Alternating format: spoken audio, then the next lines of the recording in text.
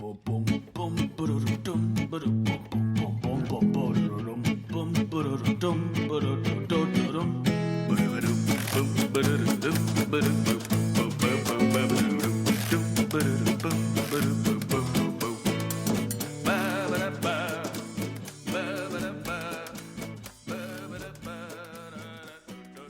and welcome to another episode of Breaking Mayberry, the only show worth still listening now that you don't commute anymore.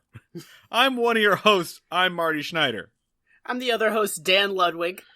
And this is normally the part where we talk about our weeks or whatever, and we do some kind of intro. One of us normally has an amusing story or something to do.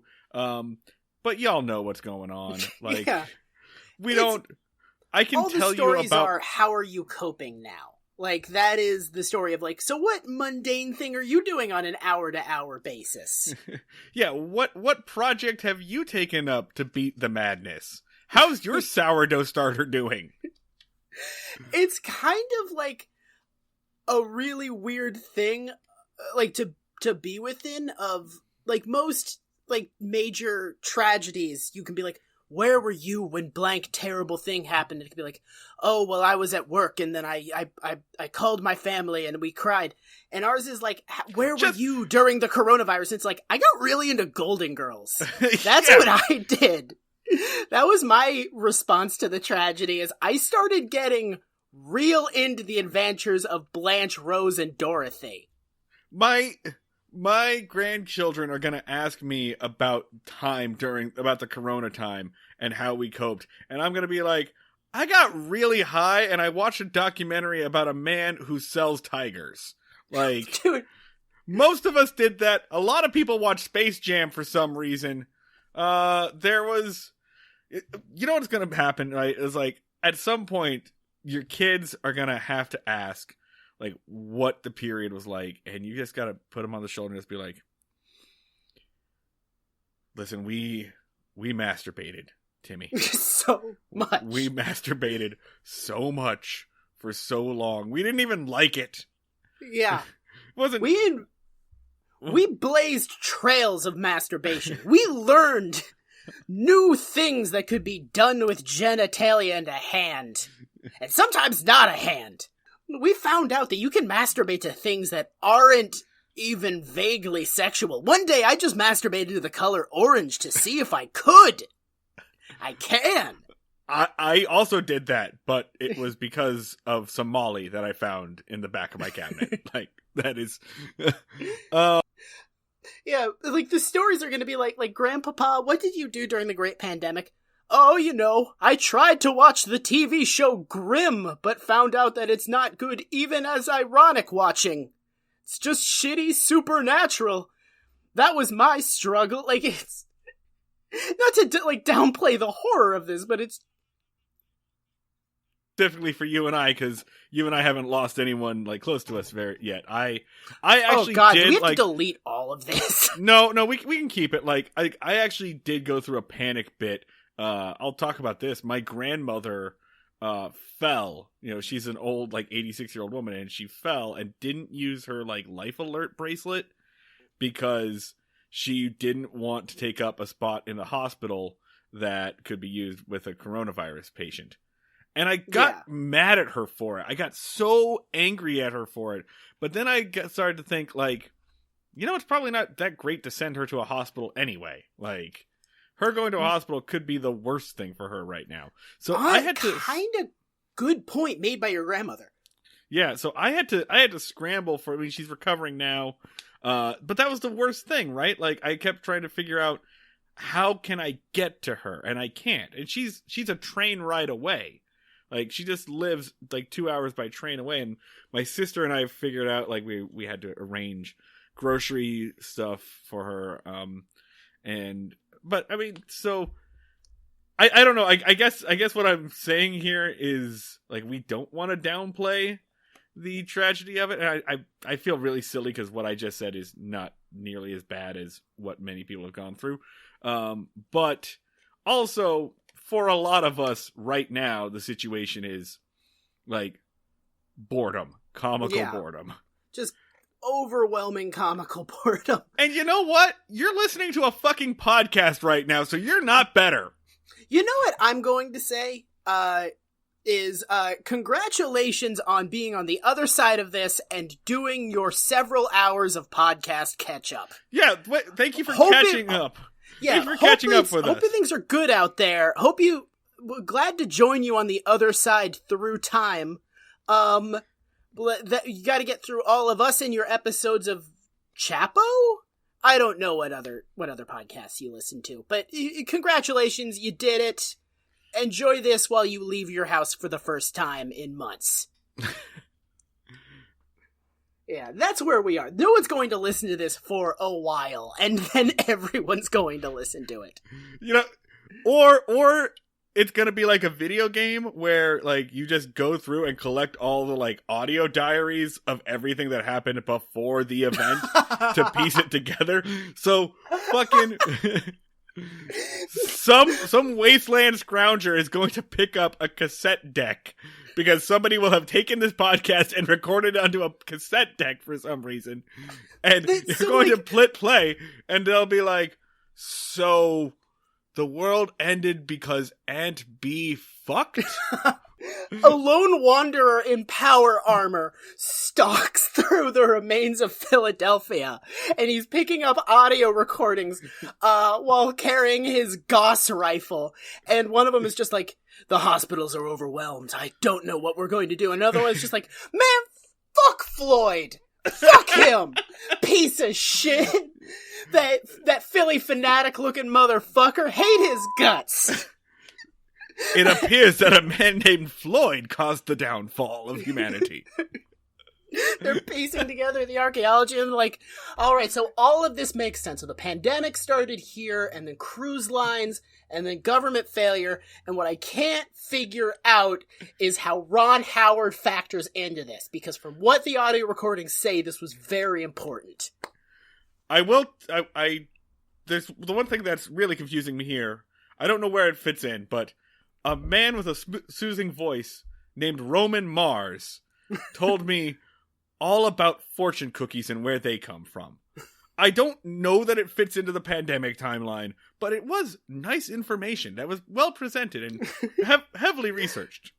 The sound effects were effectively timed to draw me in without taking me out of the moment. I feel like this bit has run its course. You do a reload while you're trying to hold off the wasteland mutants and you accidentally hold the button down too long. And then an episode of How It's Made plays. As the night mutants close in, I only have one question. How did this get made? How did Space Jam get made? Real heavy Space Jam episode, apparently, people. Yeah. All right, this bit has done exactly what it needed to do, which was get us through the intro bit and into the part where we talk about the episode of television that we're going to talk about. I think we're going to rock on with 2 episodes today, because one of them is fucking trash. Is not really much of anything. I liked it a little bit more upon rewatch, but you rewatched it? Yeah, I rewatched both of these, and oh, good for you, man. Yeah, woo, good to go. You did the bare minimum for our podcast. You did literally the only thing you have to do for our show to exist. Good man, job. I watched 3 Bear Bears Man, I watched We Bear Bears instead. That shit rules. I also watched 3 Bear Bears. It's We Bear Bears, Marty, you ass. Not the one I watched. Oh. Alright, so let's get into this. So it was a gay porn joke. Yeah. No, we're all going there. Alright, cool. So, we're going to talk about Season 3, Episode 10, Opie's Rival, which originally airs December 3rd, 1962, written by a guy named Sid Morse, who we've never seen before and will probably never see again. Because he gets killed off in the opening scenes of a 1960s noir. Like, Sid, you been snitching? I ain't been saying shit! And directed by, don't blame me, I voted for Bob Sweeney. Proud owner of a boarskin wallet, Bob Sweeney... Bob Shit. How many times you said this man's name? I know. Oh, we can't even edit it out because you've lampshaded it now. Fuck. Bob Sweeney. All right. Bob Sweeney's evil twin from Dimension 2, Bob Sweeney. Here's your one-sentence summary from Wikipedia. And I have to say, before I get into this, I love this one-sentence summary, and you'll find out why. Opie feels threatened by Andy's relationship with Peggy. Period. Last appearance of Peggy. Farewell, Peggy. We hardly knew thee. Is it just me, or that description makes it really sound like Opie kills Peggy? Yeah, just straight up. Like, Opie serial kills the shit out of poor Peggy. Well, not poor Peggy. Peggy sucks. But yeah, like, the synopsis doesn't even pretend like this is a good episode. I'll read it again. Opie feels threatened by Andy's relationship with Peggy. Period. Last appearance of Peggy. Like, oh god. So I before we get into this, I tried. Wait, hold on, Marty. Hold on. Sorry, I'm getting something. Marty, sorry, this is coming in a little fuzzy. Marty, it sounds like 3 women have escaped from the Mayberry County Jail. Big Maud Taylor, aliases include Sophie Connor, Blanche Dubois, and Frank Tyler. Naomi Connors, who is blonde and slender, end of descriptions, and a woman who's never named have all escaped from federal prison. They are considered at large, and ladies and gentlemen, we do have a woman hunt on our hands. We have a woman hunt. Woman hunt! Listen, like a pickup artist with poorly defined understanding of gender dynamics, we're hunting women tonight. Okay, all right, okay. Fine, so, okay, fuck it. All right. No, you win, Dan, you win. All right. We're doing Women season 3, episode 11. Ladies and gentlemen, we have ourselves a woman hunt. It's a woman hunt. You made your point, Dan. Season 3, episode 11. Originally airs December 10th, 1962, titled Convicts at Large, written by Everett Greenbaum and Jim Fritzl, and directed by man who forced his way into the podcast, Bob Sweeney. He has 7 mounted deer heads in a 2-bedroom apartment. Bob Sweeney. And here it is. Here's your one-sentence summary from Wikipedia of the episode that I guess we're talking about now. Sorry, is the summary anything other than woman hunt, exclamation point, exclamation point, exclamation point? Boy, you're going to feel like an asshole in a second. Oh. Barney and Floyd are taken hostage by 3 escaped female convicts in a country cabin. Last appearance of Floyd until episode 118 due to Howard McNear's stroke. Holy shit, fuck. Yeah. So in this episode, which I guess is the episode we're talking about, good work. Barney and this is the last time we're going to see Floyd for a while. It was the last time we're going to see Floyd for a bit because the actor Howard McNear has a stroke after this, and it takes him about a year to recover. So we're not going to see Floyd again until like midway through season 4. So which makes me feel bad for Ye- all the shit that we said about Floyd last time. Okay, you know what I'm going to say to that is this was like what? A lifetime like a lifetime and a half ago that this happened? Yeah. I'm not going to feel bad on time. He is long since dead. This stroke was before our parents were born. Yeah, okay, yeah, I'm not going to feel bad for shit-talking the character of an actor that had a stroke a month later, 50 years ago. Good point. Good point. Yeah, we will continue to shit-talk the character. We'll go a little easy on the acting and how he looks. So that's what happens. This episode opens up with a goddamn siren. Just hardcore opening. Just a shot of a jail wall blasting siren. And 3 dirty women crawling out of the brush. Yeah, and so they are pulling a big-ass jailbreak. You have 3 women. They are emerging from the woods. The leader, Big Maud Taylor, kind of looks like Ma Fratelli from The Goonies. Yeah, actually, holy shit, that's eerie. Yeah, and so picture that. So she's the leader. Her name is Big Maud. The other ones are a blonde, slender woman named Naomi, who I think might be one of the fun girls. It's one of the fun girls. Yeah. It's the girl who had this voice. The girl with the froggy throat. And they're basically pulling like a Sanderson Sisters Hocus Pocus kind of deal. She's definitely the Sarah Jessica Parker of this. And then a third lady named Sally, who might be delusional, I guess. Is very clearly unwell. Is, like, over the course of this, gradually disassociates and stops having any sort of tether to modern reality. But Sally does not get a name until, like, late in the episode. They describe them and they do, like, 15 aliases for Maud. And then they do, like, 2 for Naomi. And then there's, like, also there's another one. It's fine. They're slender and one of them is big. Don't worry about the third one. She's pretty inconsequential. Like, I named her Sally, but that you don't find that out until, like, the third act. I wasn't being an asshole when I did one of Maud's aliases as being, like, Frank. They do that bit. That's a joke that happens in this. Yeah. All right, so first I want to give a little bit of trivia from the ultra-reliable Mayberry Wiki, which makes it sound pretty good as hell. Like, this episode is a satire of the 1953 best-selling book 1954 Tony Award-winning play starring Paul Newman, and 1955 movie starring Humphrey Bogart, The Desperate Hours. The film was also remade again in 1990. The book, play, and first movie were about a nationally well-known, real-life 1952 prison escape of 3 male convicts and their invasion of a Pennsylvanian suburban home and kidnapping of the Hill family. The book, written by Joseph Hayes, was directly influenced by the Hill family's ordeal, in which they were treated very well by the convicts, but held for 19 hours. The cons were caught after leaving the home. The book was a bestseller, which is why a Broadway play was made titled the same.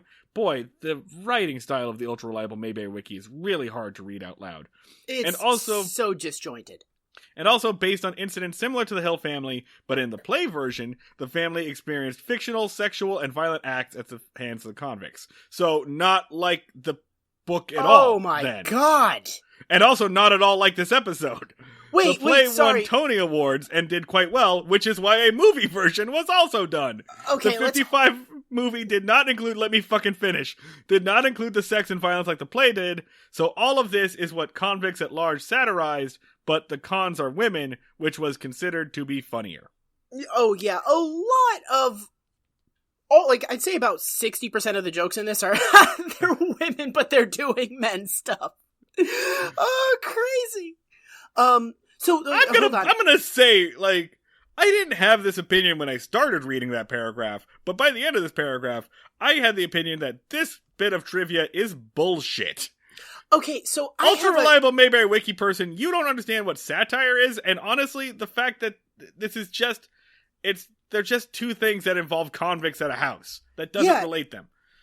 They're not being treated pretty well. Barney and Floyd are in a family. I don't know. Maybe if we saw the fucking thing. Can we circle back real fast?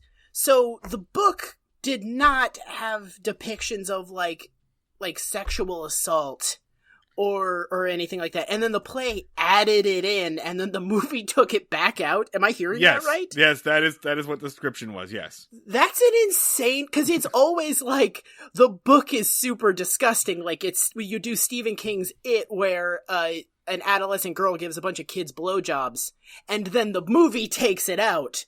And this is like, the adaptation is like, no, let's make this disgusting. This needs to be less sanitized. That play director is probably a freak. He's probably a disgusting person. I'm gonna go out on a limb and say that. Most likely. Alright, so... Also, off of that, the MPAA reading for this, it's slightly higher than most other Andy Griffith Show episodes, and that's with a designation of violence and fear, which I find really fucking funny for anything under the Andy Griffith Show. The next scene is Andy, like, standing in front of, I guess we're supposed to think it's a police radio, but it just looks like a regular-ass radio, and he's just listening to the news report. telling him to look out for these women. That's when they make the joke that Big Maud is also an alias of, like, Frank Griffin or whatever. Yeah. And then he says, oh, well, dang. Barney would have to be out fishing right now, wouldn't he? And that's it. And it is, like, they just give us that setup. And then we cut to Floyd and Barney on the road. Their car is broken down because it has run out of gas. And they are yelling at each other and they are sniping at each other over who got them stranded. Yeah. Barney's yelling at Floyd for not filling up the tank. Floyd's saying that Barney should not have taken the back roads and the shortcut. So they're stranded.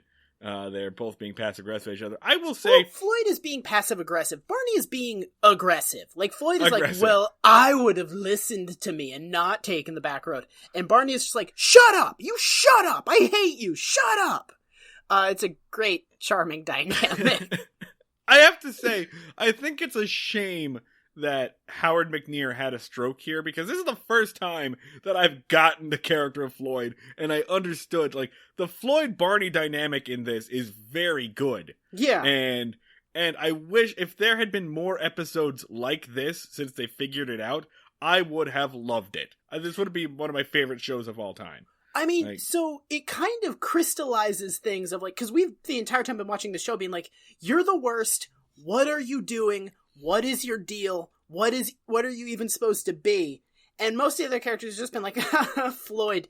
And it's kind of weird for Barney, of all people, just be like, you're the worst, what are you doing, what is in your head, what are you even supposed to be? Like, Barney, of all people, is like... is on our side. Yeah, Barney is on our side. Barney is like, what are you even going for? I don't understand you. And I'm like, thank you, Barney Fife, my mortal enemy. It's it's a Godzilla King Ghidorah situation where Barney has been terrorizing us, and now a greater evil has arisen, and, you know, Godzilla kind of switches sides. Ken Watanabe is watching this episode going, let them fight. Yeah. Yeah, so they decide to get gas. They're going to go look for, like, a farmhouse or something to borrow some gas. Barney changes into his uniform because he says that his civvies make him look too rough. They find a cabin. It's a cabin that they know that belongs to Charlie O'Malley. But they're like, wait, O'Malley isn't home. He's in Detroit. He said he was going to go to Detroit for a while. Then there's a little bit where they talk about how rich O'Malley is. They say maybe he's renting. I'm assuming because they see lights on and people moving inside. Yeah, there's like smoke coming out of the chimney and stuff. Yeah, so they talk about how he can't be renting. He doesn't need the money because his wife is rich. His wife's father is like Dr. Scholl, essentially. And then they have a little bit about how the real money in America is in feet. A lot of flat feet in America. So it's a pretty good bit. Can we just... It's funny. Real quick, this episode's good. This is a good episode. Yeah, yeah. This is a solid episode. We should have started that from the beginning. It's so good. It might be my favorite that we've watched. It's up there. It's definitely up there. I think it beats Alcohol and Old Lace. It's bonkers from beginning to end. Yeah, it's absolutely apeshit. There's one weird thing in almost every scene, and the direction is really good. Yeah, yeah. Bob Sweeney Bob Sweeney and Don Knotts are gelling on this. Like, Bob Sweeney has like complete control over the way that Don Knotts looks, and Don Knotts is like owning every single scene that he's in. This is like top tier Don Knotts performance. This is one of the episodes that makes me go, "Oh, I get it. I understand." He's firing on all cylinders. Everyone's firing on all cylinders here, and it's also a good role for Andy because it doesn't focus on Andy at all. He's barely in this. He's just like the Deus Ex Machina, basically. Yeah, but he still has a role. Like, he's in like 4 or 5 scenes. But part of it is just like them trying to get a message to Andy that they cannot. And that's also funny because we get to watch Andy fail at something for a chance. Yeah. For a change. So, something I really like about this setup is that they're just like, well, everyone knows that Charlie O'Malley left town for Detroit, you know, the rich guy who left town. And I just kind of like the idea of someone being like, goodbye, everybody. I'm going to leave my cabin, unlocked and unoccupied. Have a great time. I trust all of you implicitly. You know, like you do when you leave town. Make sure as many people as possible know. Anyway, goodbye. Okay, you know there what? There are no nearby neighbors that can see you enter, but you all know that, my friends. Farewell! Okay, so we actually do meet Charlie O'Malley later in this episode, and I got some fucking thoughts about that guy. This episode gets so buck wild as soon as Charlie O'Malley comes back. But meanwhile, right, the women hiding out, they look out the window, they're like, shit, there's two people coming. One of them's a cop. There's a very, very funny bit where they're hiding and Barney's outside yelling, Charlie, are you in there? We need some help. And one of the women, the deep voiced one, Gene Simon, Naomi, says, don't worry. Naomi, says, don't worry. Maud's a clever woman. She'll come up with something. And Maud just yells, there's no one here. It's great. Such a good bit. It's so good. The dynamic between the three prisoners is immediately apparent and fantastic. Like, they are such a good, like Three Stooges act. It's so good. These women are fantastic. These women are so funny. They decide to let Barney and Floyd in, but they're still wearing their prison uniforms, which Floyd notices. He's like, what kind of uniforms are those? And they start to claim that they're like Girl Scout troop leaders. Barney, of course, knows they're not, but Barney can't hold his cool, and he yells, they're cons! They're cons! And then they immediately take his gun. Immediately. They just like smack it out of the holster before he can get to it and take his gun immediately and yell at him. Like they make fun of him for having a empty gun, and Floyd immediately fucks up and spills everything. Okay, immediately that's a question for the course of this episode of fucks up? Are we sure? Are we sure he does this on accident? Because one could argue that he's immediately trying to sell out Barney to save his own ass. He's immediately, like, snitching. He's like, he has one bullet in his gun. If you put it in, you can only kill one of us. By the way, he said you're ugly. Did you know that? Okay, so, I like that theory. Yeah, he's obviously like being a cowardly person and selling out Barney for himself. But on the other hand, throughout the rest of this episode, Floyd only seems to have at most a 30% understanding of anything that is happening. Like he does not seem to understand that he is in danger at all.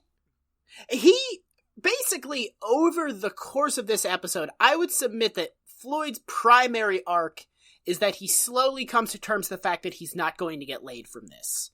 I think that it's a pretty quick decline where he's like, no. And then he's just kind of content to eat a banana. Most of his arc is...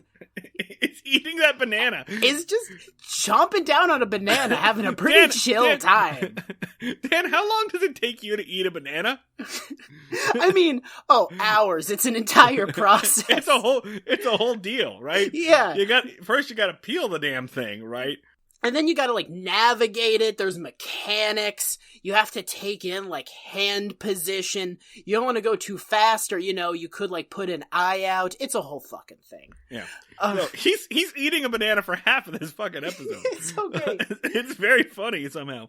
Okay, I want to establish something, right? So they've taken Barney's gun. Now they have the bullet. Now we've established the stakes. We've established the setting. We know the basic premise. And that's when I hit pause, and I was like, how much time has gone through? 6 minutes. 6.5 minutes, and we have gotten to the fucking story. Congratulations, Andy Griffith Show. Holy shit! I know. Okay, so in most Andy Griffith Show episodes that we've watched so far, we would currently be at like we'd be at the 2-minute mark by now. And then immediately after this, Andy would come in and be like, I've magicked this all away. I used my folksy knowledge about tree bark to make this all not happen. I knew the kinds of squirrels in the area, so you don't have to deal with this anymore. Andy Griffith. I feel exactly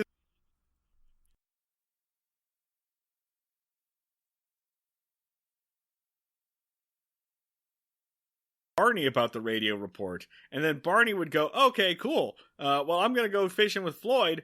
Floyd and I are going to drive away now. I'll tell Floyd about the radio report while we're there. And then we would get a scene of, like, the convicts wandering through the forest, talking.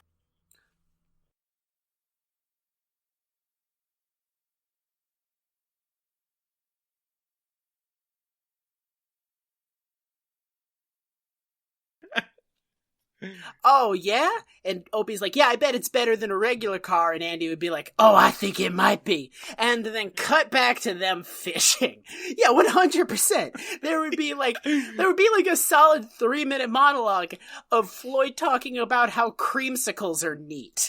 Like, and at the very end, there would be the collision. Like, and then someone would get mauled by a cougar. Yeah, exactly. And then an animal attack would happen just to solve everything. Andy would just basically, like, come in and be like, hey, all the convicts, come walk forward 2 steps. And then they would, and the floor would collapse. And he'd be like, oh, well, yeah, I know from talking to Connor O'Malley, he hasn't worked on those floors in years, and they were any minute from giving out. And, yeah, I just Doctor Who'd our way out of this, more or less. And then with that third one who tried to escape, he'd be like, "Oh, don't run through that tunnel! If you go through that tunnel, I won't be able to catch you." And then they'll run and they'll hit smack into the stone wall because it turns out it wasn't a tunnel at all. It was just a painting of a tunnel that Andy painted into the side of a cliff. It is. Watching this show is kind of fascinating in a way of, like, it's like watching a child learn how to talk, except you're watching a bunch of drunk 1950s assholes learn how to write. Like, it's like somewhere during this episode, they were like all like trying to break the story. And one of them was just like, hold on. And he stood up and he just wrote like rising action, falling action. Oh my God, I think I've cracked it. Like, Steve, what if there was, you know, a really important moment, sort of where it peaked, a climax? We're men in the 1950s, so we've never heard of one of those. Well done. Well played. Yeah. But yes, so this episode gets to the fucking point within 6.5 minutes. And then, now that we've set up the rules, we can spend the rest of the episode playing in this little world. It's actually a very good episode for, like, quarantine watching, because everyone there quickly comes to the conclusion that, oh, fuck, we can't leave this house either. Yeah. Right? I mean, it's kind of great because you have all these characters in a room, and Barney and Floyd are sort of like pinballs that are bouncing between them. And every single woman has her own unique dynamics. Naomi wants to fight them. She doesn't want to beat them up. She wants to be in a fist fight with them. Sally is slowly losing her grip on reality. I'm assuming because the meds they gave her in prison are wearing off. And Maud is angry and horny. And they just kind of get, like, pinballed between these, and it's really fun to watch these, like, them to get shot between each other, and, like Barney will ping off Naomi and hit into Sally, and then go into Maud, and it's, like, it's just, like, this really fun little ecosystem that you get to watch. Let's talk about why Naomi wants to get into a fight, right? Let's talk about why Naomi and how we learned this. So they have a record player, and they're playing music and playing records, and honestly, like, seem to be having a fun time for being held hostage by convicts. But they play a certain song. And Naomi goes from having a fun time to getting very angry and smashing a vase on Floyd's head. It's so crazy. It's not an implied thing. Like, it's not like she picks up a vase and then suddenly there's, like, a vase on the ground and Floyd's like, oh, my head. She smashes that fucking actor over the head with a vase that looks very real. Oh, shit. You know what? It's never really implied, but from that moment on in the episode, like, Floyd does not seem present at all. Like, Floyd has a concussion for the rest of the episode, and that explains a whole lot. Marty, anyway. I thought you were going to say that that's what gave the actor his stroke. That's where you were about to go. Be like, oh my god, maybe that impact is what did it. No. You fucking weirdo. So she smashes the thing over Floyd's head, and everyone's like, what the hell? So she just went full on fucking Bradley Cooper in Silver Linings Playbook. Apparently that song sets her off because it was her and her ex's old song. And then she gets to be like, I hate men. And they do a bit like, yeah, she's a convicted husband beater. And once again, huge applause break. They're like, what? Who's ever heard of a woman beating a man? I had to sit there and like sit for a second because it's not like there's a laugh track that plays. So I had to sit there and be like, is that a joke? I mean, that is a thing that women do get that's a thing that happens. And that's her thing for the rest of the episode is she wants to fight. Oh, she's violent and she wants to punch some men. It's definitely treated as a bit of like she's a woman, but she punches, and it's treated as like it's a character quirk. Like it's not like her deal. It's like, what if, like, it's wacky. It's treated as a wacky thing for a woman to want to punch.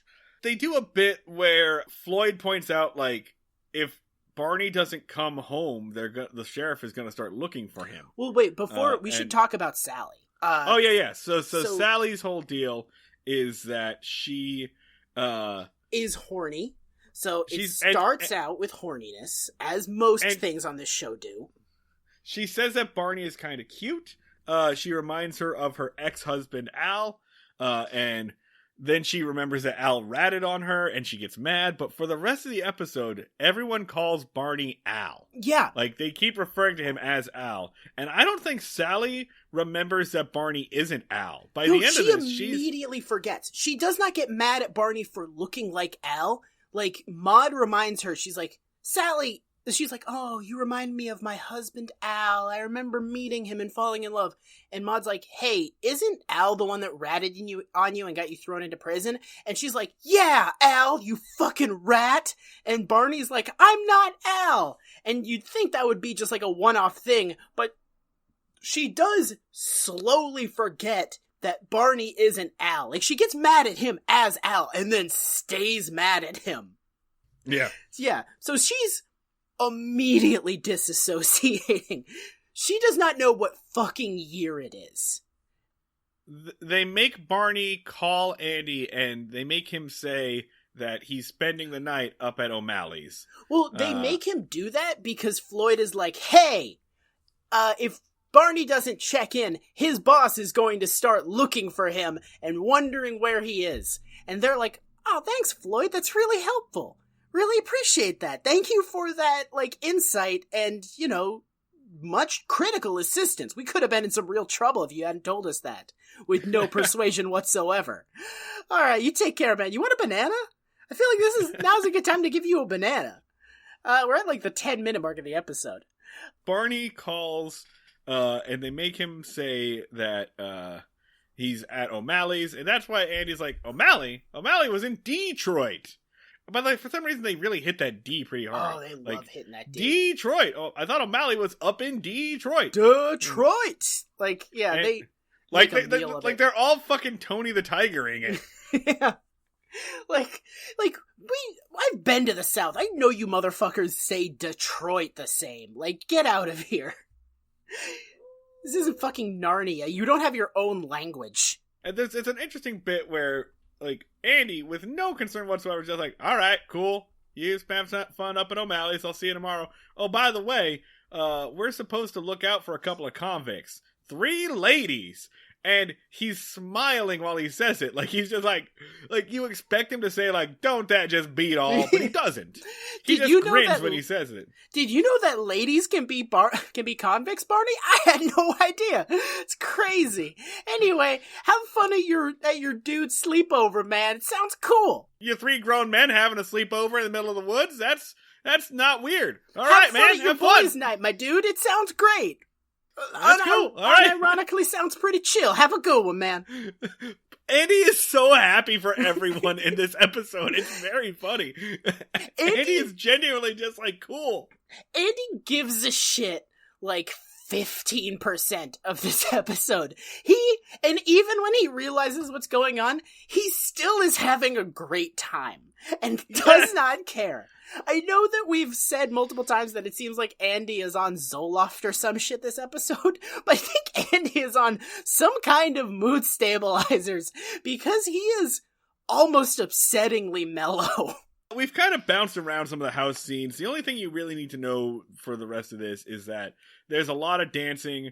Everyone's trying to make Al dance with them. And so they do dance, and basically, as you pointed out, Barney gets pinballed around dancing while Floyd gets to just hang out and chill on the couch because no one wants him until they hit him with a vase. Yeah. And Floyd also has a bit like, Barney, you're an amazing dancer. You're so good at this. So light on your feet. Again, forgetting that he's in a hostage situation. But we're going to remember that he's in a hostage situation pretty fucking quickly because the very next scene, go to commercial, come back, and there is a gun to Barney's head. Yeah. And I don't mean like they're waving, like every other time we've seen it, it's just like a gun is waving around or whatever. No, this gun is at his temple. It is making contact with his forehead. Yeah, most instances, like, the gun is always at their hip. And they're just kind of like doing like little motions, like, get over there, go over there, like, follow the gun. I'm using it as like a little baton. And this, it's like cocked like and a laser loaded. Pointer. Yeah, like Smith & Wesson laser pointer.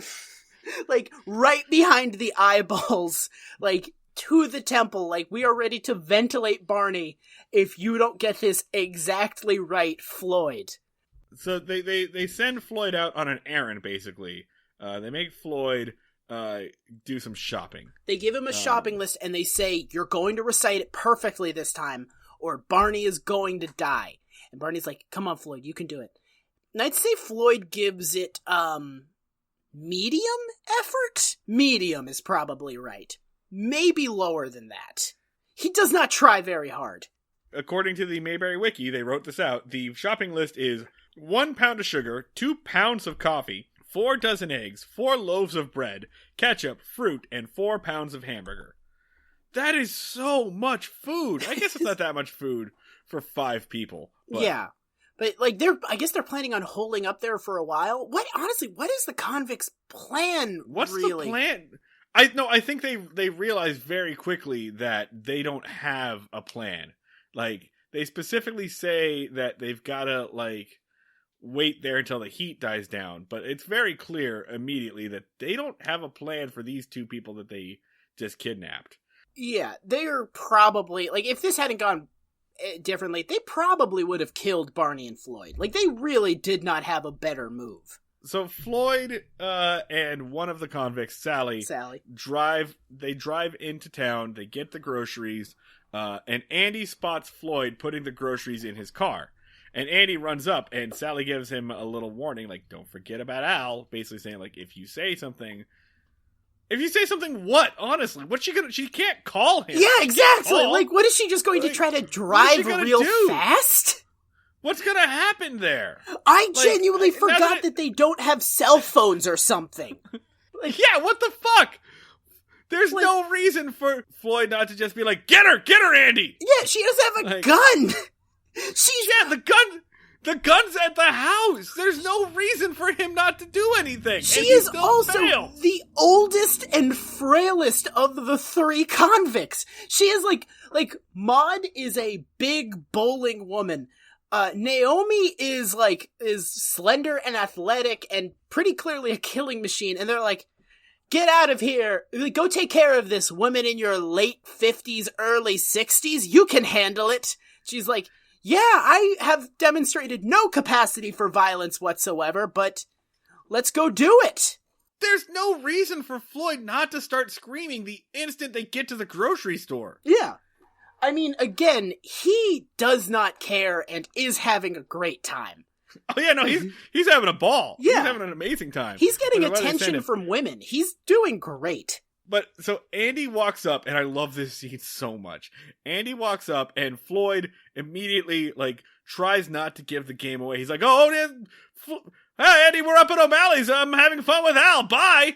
Okay. And, Okay. So we gotta pick apart this scene very carefully, Marty. Because Andy says, okay, you, O'Malley, and Barney are all hanging up in your cabin together. Oh, I see you got a girl with you. You devil, you. You guys all hanging out, huh? Having some fun? And it's like, oh, I can't come. I understand, three's a crowd, huh? Well, you guys have a good time. I wish I could join you, but, I gotta work. So, what Andy is assuming is that there's a girl for Floyd and there's other women for Barney and Charlie. It has been established very aggressively. Charlie's married. Barney has a girlfriend, which they mention. Floyd explicitly says, Barney is taken. So, what Andy thinks is happening... Wait. Andy could have thought that one of the girls was Thelma Lou. And Andy could have thought that Barney was there with Thelma Lou. Or Juanita Beasley,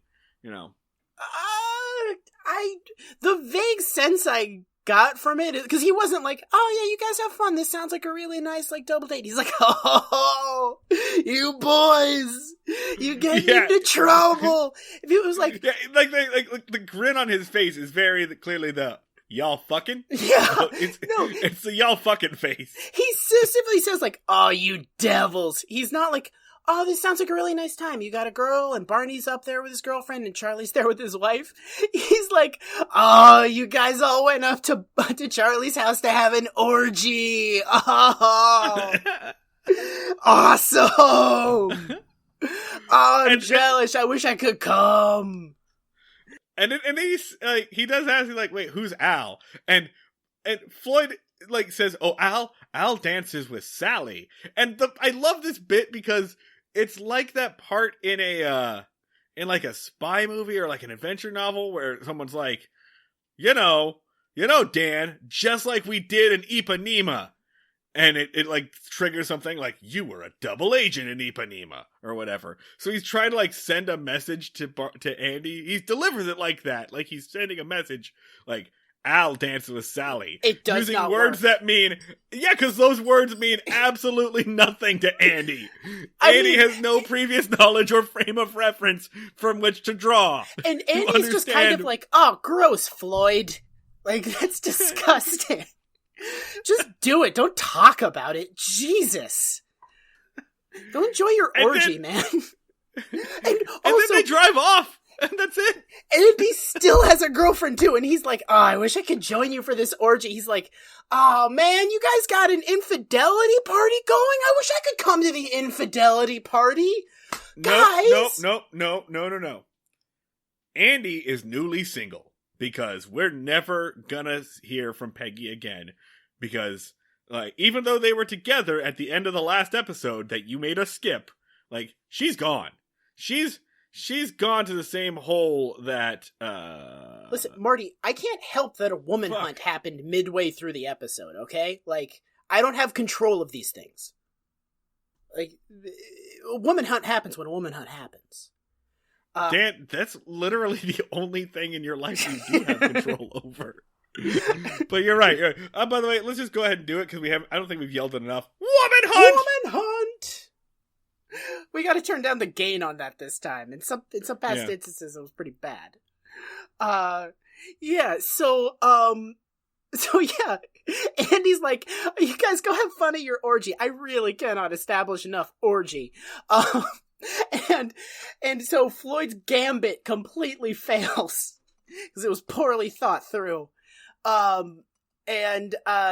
he's driving off, O'Malley gets off the bus and he's just like, hey Andy, plot of the episode! There's one bit I like here where the car drives off, Andy sees a bus, and then he checks his watch and just kind of smiles and nods. Just yep, the bus is on time.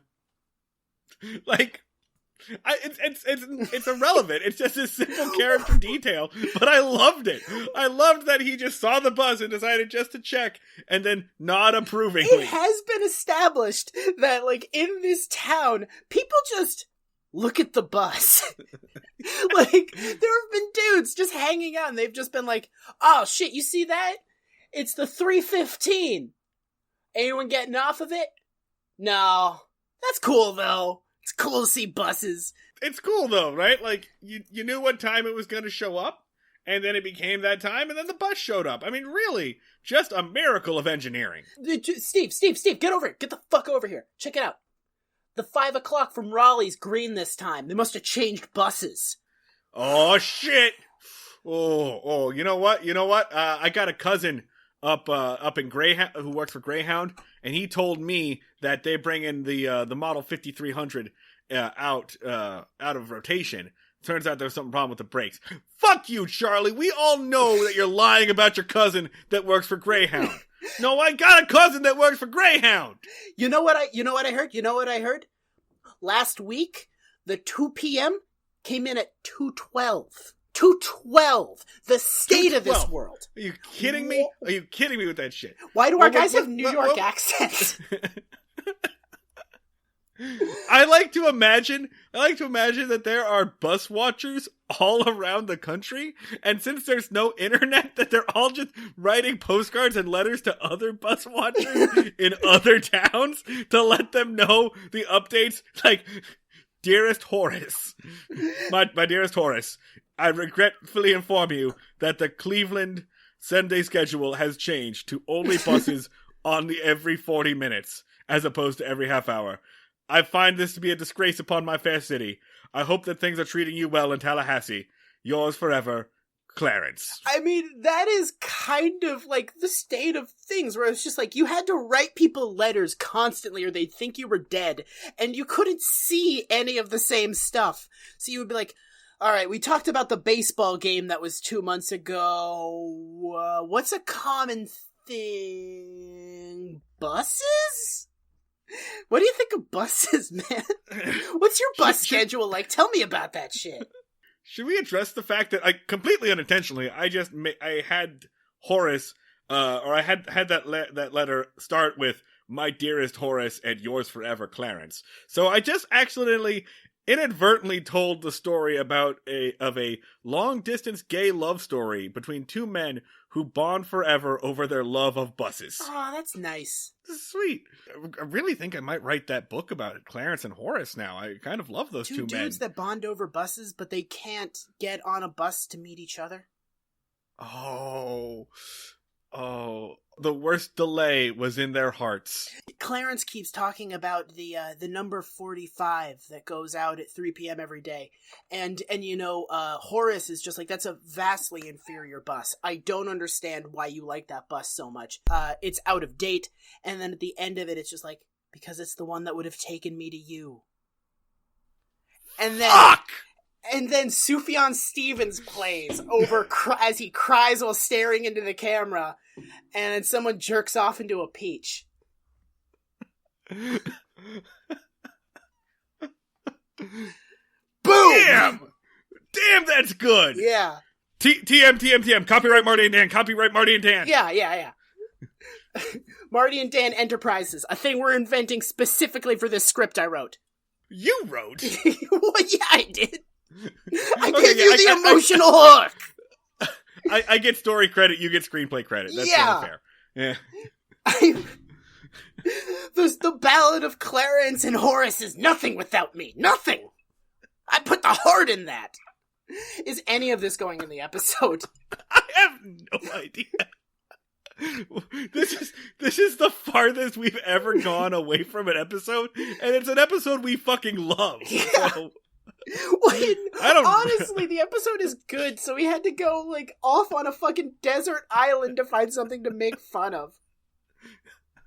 So Andy notices that the bus is on time, and he nods approving. Yeah, it's just like, check out that fucking bus.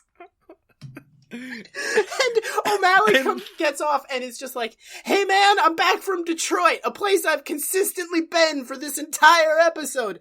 And Andy's like, I thought you were hanging out with Barney and Floyd at the house, doing some infidelity. And Charlie's like, no man, I'm not doing that till next week. If that happened, it would have to be because, I don't know, escaped convicts broke into my house? I'm spitballing here. Do you want to go hang out? Yeah, so O'Malley's just like he straight up says, he's like, something wrong with you, Andy? I told you at the fucking party that I held, apparently. I walked down the street with a megaphone just letting everyone know I'm going to be in Detroit. Yeah. Like his Detroit going away party for a week and a half. The gala he threw. The combination to my safe is 379. Could someone go check on it for me? That's 379. Oh, God. O'Malley, you prick. O'Malley fucking sucks. So anyway, he's like, yeah, Andy, I've been in Detroit this entire time. And Andy's like, huh. Well, that's weird. Would you mind if I gave you a ride up to your place? So Andy's cop instincts are great. He's just like, huh. So there might be a dangerous situation. Let me bring the civilian into it. Come on, O'Malley. Like, let's go. Let's roll, new best friend. And then there's just, it's another one of those famous, like, Andy Griffith shots that just lingers for too long. And O'Malley's like, yeah, I'll go with you. And then they leave the camera on as Andy gets in the car. And then O'Malley opens up the back seat and he puts his suitcase in and he closes it and he opens up the front seat door and he sits in it. And then they drove away. And again, Bob, you can yell cut! Yeah! Bob, you were doing so well! Your lighting on this and your framing has been fantastic. What are you doing? You didn't need to pad! Just have Naomi do crazy bullshit for like 5 extra seconds. Back at the cabin, Floyd and Sally come in. Naomi's trying to get Barney to fight with her. Maud gives her the gun that she keeps calling it the heater. Which is so cool! The heater. Yeah, and they try to make her dance. Anyway, they come in. Sally's like, Floyd was a good boy. He didn't tell the sheriff about anything. Sally goes outside for water. So she goes out to a well and gets water from a pump out of the well. And this is a cool shot. So you see her in the foreground, and there's just some bushes in the background, and you see Andy and O'Malley pop their heads out of the bushes. The great thing is Andy's not like stressed out or serious. Andy's like smiling. He's having a great time. He's like, oh, hell yeah. Yeah, so his best friend and Floyd are in danger. And he's like, oh, now's a good time to pull some pranks. Yeah, let's get whimsical about this. Let's not call for backup. She gets the water. Andy and O'Malley are spying on her. And then she takes the bucket of water back into the kitchen and lays it down next to the sink, which, by the way, was something very odd for me. I don't think I've ever seen a sink without, like, a faucet, but I guess that makes perfect sense. So, because there's no running water there. Yeah. Yeah, sure. Yeah. And so while her back is turned, Andy reaches into the kitchen window, grabs the bucket, dumps the water out, and puts the empty bucket back in so that it looks like Sally never remembered to get water at all. As this is happening, Sally is asking Barney like what his preference is on burgers, and she says like, well, you know, Al, you always like your burgers medium rare. No. Al always likes them burnt. Al always likes his burgers well done. And then Barney's like, no, I like mine medium rare. I love that Barney's past the point of being like, I'm not Al. I'm not your fucking husband. He's just kind of like, no, I've accepted that I'm Al, but that's not how I like my burgers. They're in the process of breaking him, and he's just like, you can take away my identity, but do not burn my burger. Okay, so this episode is absolutely going to be called Call Me by Al's Name. I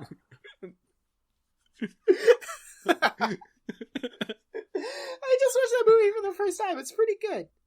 It's a pretty good movie. It's a pretty good movie. It was way better than I expected it to be. I thought it was going to be like a sappy, like YA type deal. It was beautiful. No, it's pretty good. I feel like it's also one of those movies that'll get better upon rewatch. Yeah. So Barney's just accepting being Al at this point. Sally gets mad. She's like, oh, I'm sorry. No, Naomi gets mad because she's like, God damn it. Because you didn't get the water. So she goes back outside to get the water. And when she does, and she goes out for the water, Andy comes out of nowhere and handcuffs her. And then fucking O'Malley comes behind her and gags her with a bandana. Yeah, so let's be clear here. Let's be fucking clear here. let's be fucking clear here. Andy is a law enforcement professional. He puts handcuffs on people on a fairly regular basis. Okay, O'Malley is just some rich dude who seems way too comfortable just gagging a woman. Basically, garroting a woman with a gag. Just instantaneously, like the way that you would like shut a door or something. Just way too comfortable with it. Just like almost muscle memory. He's done that shit before. I was watching it and I was like, wait, so is he just gonna have like O'Malley help him? And then like what Andy basically does is he comes and he puts a handcuff on and he's like, sicker O'Malley, and O'Malley's just like, ah! And just like, why is O'Malley the heavy? By the way, O'Malley doesn't speak for the rest of the episode. O'Malley has no lines. He's just there to gag them. And it's the same move every time. Like, I thought one of them would be like the handcuff gag, and then another one would be like, they like, I don't know, do like something to like stun her and like, and knock her out. But they just do the same move twice.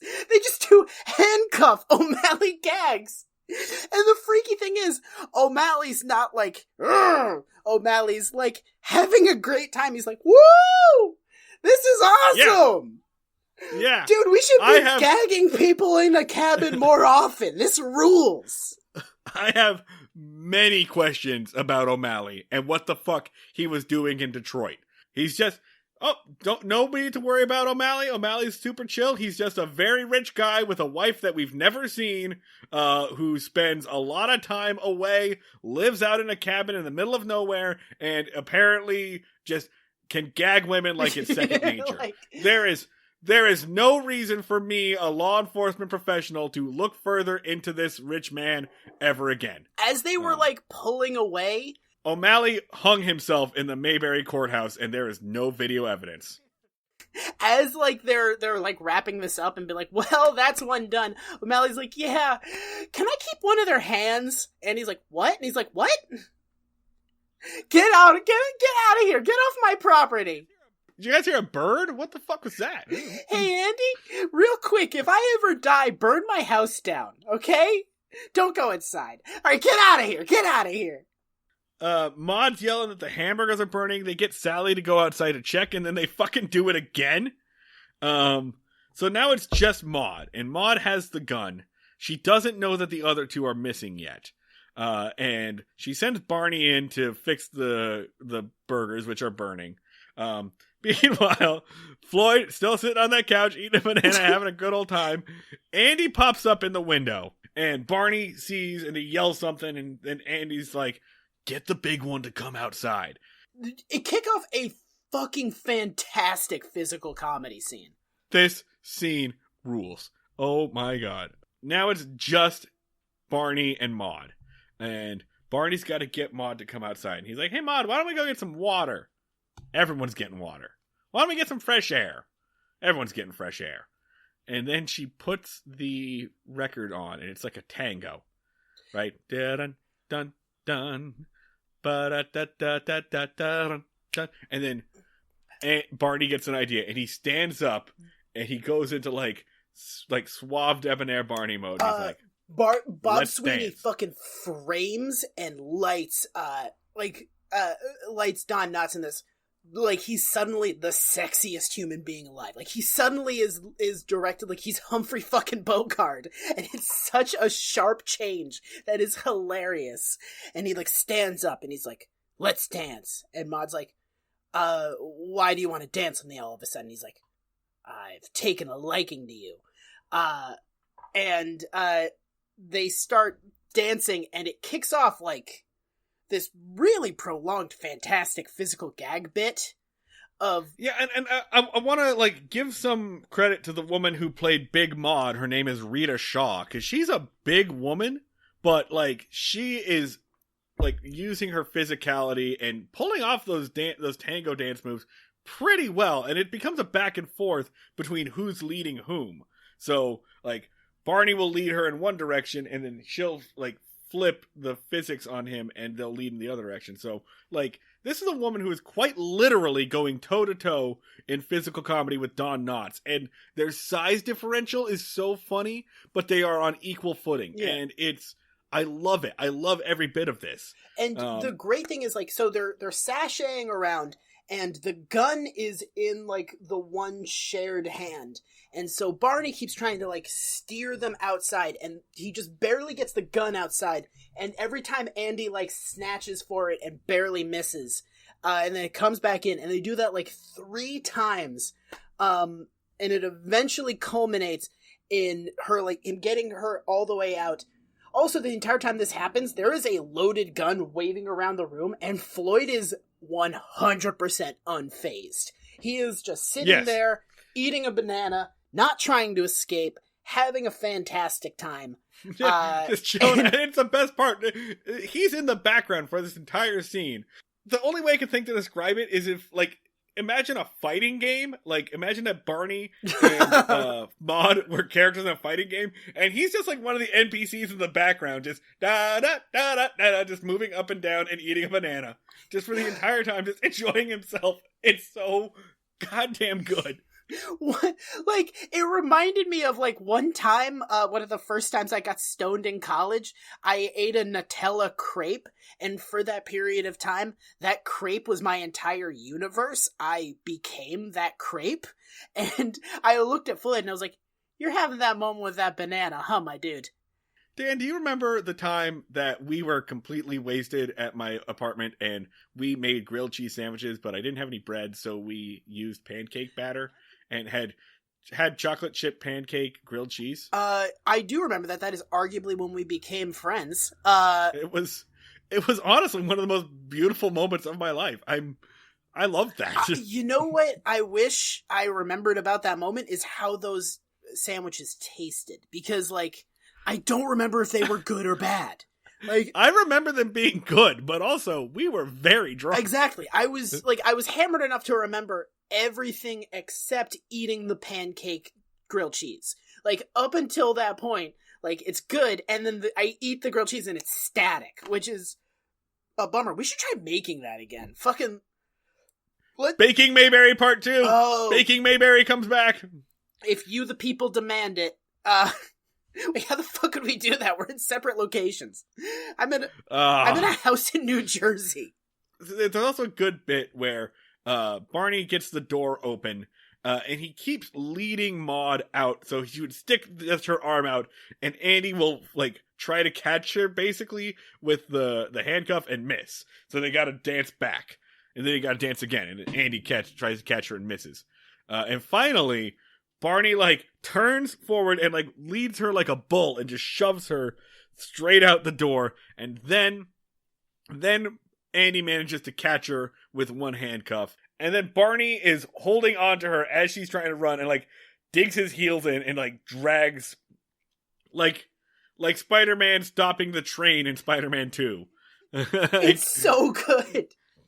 It's great. And, like, he was just like Don Knotts is just so in the fucking pocket this episode. Like, I get him, man. Don Knotts is an extremely talented physical comedian. And then, this is my favorite part, is that Maude just kind of stops, and I guess just stands there. Like, she's not fully handcuffed. She's only got one handcuff on. And she just stands there while Andy and Barney have a very long conversation. Well, she's like, oh, Jesus, O'Malley's here. Oh, yeah. I better not step out of line. That guy's crazy. No, O'Malley's not there, though. Where the fuck is he? Don't worry. He's not there anymore. Do not ask where O'Malley is. Do not worry about where O'Malley is. O'Malley is in the tree line. He is circling the perimeter. He is making plans and schemes. Do not look in the woods. Do not ask about O'Malley. You do not want to know where O'Malley is. Fuck! O'Malley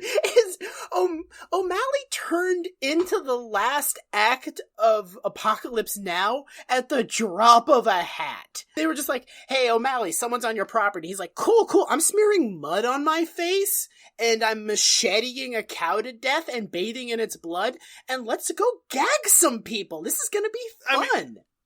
I mean, if you tell O'Malley that there's a stranger wandering around his property, he's like, the help wasn't supposed to let the human prey go until Tuesday. I was supposed to give them a 24-hour head start. Oh, I'll have to kill them when I get home. I didn't have a most dangerous game scheduled for this week, but let's do it. When life gives you lemons, kill the help. I don't even have my riding elephant. How am I supposed to hunt man like this? O'Malley. Animals. Don't worry about where my wife is. My rich wife.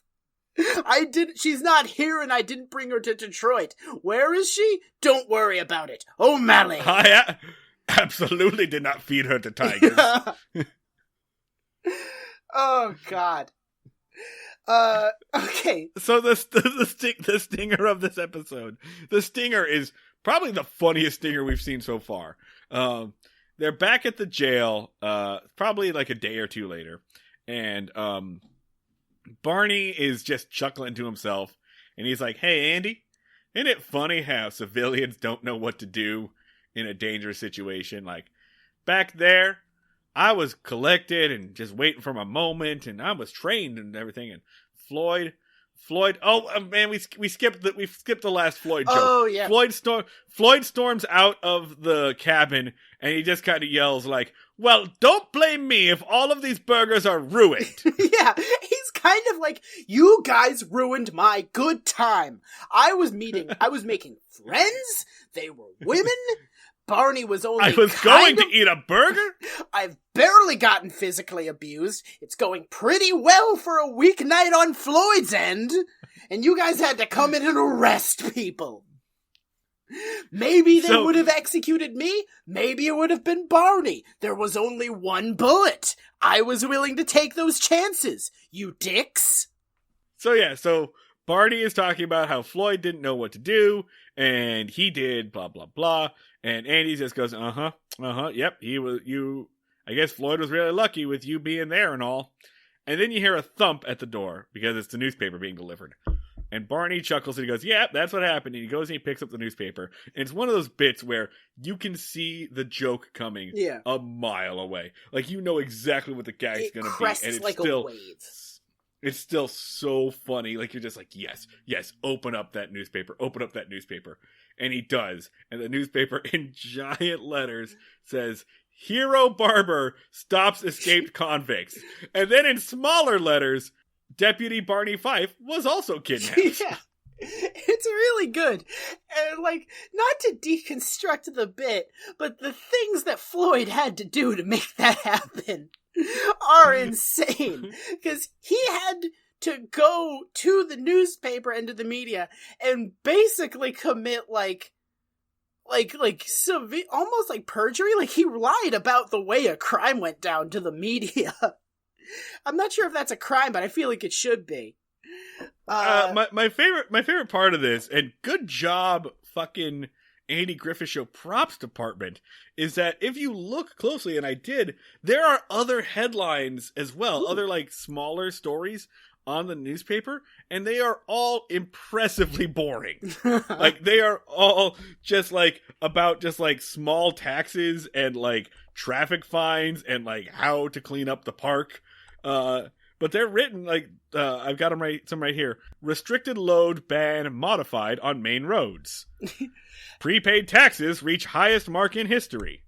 A lesser traffic safety plan outlined by city commissioners. It's so like beautifully boring. A lesser show would have been tempted to do a pun or a joke or a pull-away gag. The Simpsons would have gotten, like, sloppy and put in, like, some fantastic humor there. But the Andy Griffith Show has the discipline to be boring as shit. Yes. Like, it takes dedication to not doing writing. And despite all the progress they've made, I respect that game. That they could still say, you know what, we've done a lot of good work here today. We did a lot to be proud of. We're still going home at 5. We are not staying late by a minute. There will be no gags in the newspaper today. No, I like that way better, honestly. I like that it is a realistic in-universe newspaper. It's just like, here's this amazing thing. It paints this like world where like wild, outlandish things happen to Andy and Andy's adjacent people, and then everything else off screen is so fucking mundane and dull. Yeah. I love it. I love this in-universe newspaper. It's such a good bit of world building. That's fair. Yeah. Yeah, so it's a really good closing bit. Really just, I think, an all-timer episode. Absolute classic. Yeah. Like, and that's it. So in Opie's Rival. Yeah, so Opie's Rival. We're marathoning, motherfucker. Andy Meter, 10. 10. Easy 10. Lay up 10. Easy 10. Like, this is the Globetrotters versus the Washington Generals. This is just an absolute blowout. Just tens all around. Yeah. Barney Meter is tough because okay, no, actually not that tough. A lot of the humor in between the things that we said is sexism. But it's never like outright. No. It's kind of insidious sexism, which we didn't really. Might be worse. Might be worse. It's a lot of the jokes. A lot of the jokes are basically just, what if women were like men? Like, it does kick off with a joke about a woman looking like a man, and most of them are just like, yes, she beats her husband. She's capable of violent crimes. But it's not like at any point, like, Andy ever says, like, we put those words in his mouth, but it's not like Andy ever says, ha, women can't be convicts. He just kind of says it and then smiles. But Andy smiles about convicts all the time. Yeah, it's somewhat inferred. I feel like there is a treatment of women convicts where it's sort of the butt of a joke. Just that, like, women can be violent criminals. I feel like I'm not going too out on a limb there. No, I don't think you're being, like, unfair about it. I don't think the episode disrespects these women, though. I think that's what the episode treats these women with, about as much respect as anyone who's not Andy gets on the Andy Griffith Show. Yeah. You know, I think there's like some low key sexism happening, but nothing overt and screaming. It's sort of like background radiation sexism. So I'm gonna give it like on a 5-meter like 3. Like it doesn't. It doesn't register for me. Like, and I give it like a 4. We've been low on Barney meters this season so far, right? I mean, we're overdue. Yeah. Right. Exactly. Yeah. Like, that's like saying we haven't had any tornadoes yet this season. Or what if the show is evolving? What if my great fear has come true? Because it's been a couple of well-written ones so far, and they've been getting progressively less horrifying. I mean, Dan, we just got 90 minutes out of a good episode, so yeah. I'm not worried about us running out of things to talk about. That's fair. All right, cool. So yeah, like 3 or a 4. I don't know. Like, it's fine. There's some bullshit in there. There is O'Malley, which is, I think, the devil. Why does nobody question how good that man is at gagging women? O'Malley is fucking Judge Holden from Blood Meridian. Like, he is this preternatural source of pure human evil. And then he just disappears. He gags 2 women and then is never shown on camera again, even though they're at his house. Because O'Malley is a human manifestation of pure evil. He is the darkness that resides within all of us. He appears when Andy wills that a woman should be gagged, and when he no longer has that desire, O'Malley is gone. Or he's... Does O'Malley live in the cabin full time? That can't be like his regular house, right? There's no reason for this rich man with a wife to live in a fucking Unabomber shack. Again, where is O'Malley's with no rich running wife? water? Where is O'Malley's rich wife? Where is this woman? The woman that you very aggressively established exists. Where is she, Andy Griffith Show? Where did you put her? Where is the wife? Yeah, tell me the wife. Show me the wife is okay. It doesn't make sense, right? So like, if she went to Detroit with him, why didn't she get off the bus with him? And if she stayed home, why wasn't she home? Okay, you know what? Okay, wait. It makes sense. It makes sense if you figure out that, like, O'Malley owns the cabin, but he doesn't live in the cabin. So O'Malley's wife was at O'Malley's house. No, so I am going to tweet at Ron Howard and demand that they show me a picture of O'Malley's wife holding a copy of today's newspaper. I think that's fair and necessary. I need to see that she's okay. I'm very freaked out by this entire situation. Okay, so let's bring that back in. Tweet at Ron Howard and demand to know where Tweet at Ron Howard. We haven't done that bit in a while. Tweet at Ron Howard and demand to know where O'Malley's wife is. Okay, yeah, let's wrap this the fuck up. We've gone so off the rails. It's like been 3 hours since we started doing this. That's it for this episode. Thanks for sticking with us, everyone. As always, if you want to get at us on the internet, you can talk to us online on Twitter. We are at Break Mayberry. If you want to send us a very nice email, you can send it, or a not so nice email, you can send it to breakingmayberry@gmail.com and talk to us. Facebook.com, we are Breaking Mayberry. Instagram, Breaking Mayberry. On Twitter, I am at Schneid Remarks. That is SCHNEID Remarks. I'm at the Luds, 2 Ds. Our music was done by Max Ludwig, who is online as Sleep Talkie. Our Patreon, if you want to support us with your dollars and get access to all sorts of bonus material, is patreon.com/breakingmayberry. If you want to support us with not your dollars, you can always give us a rating or a review on the podcatcher of your choice, but preferably Apple Podcasts. Oh, all right. Also, special call out for Sleepy Talkie. He is currently on a regular basis streaming on Twitch as a way of getting through the nightmare that is quarantine. He is fantastic. Last time I went on with him, he watched Spetsnaz propaganda videos and played Glover from the N64. Hop on there. I think I'm going to join him at some point. Yeah, help him get through this nightmare. We all need to work together. Yeah, he is on twitch.tv/sleeptalkie. That's it for us. Thank you all for tuning in. Until next time, we will see you all down at the fishing hole.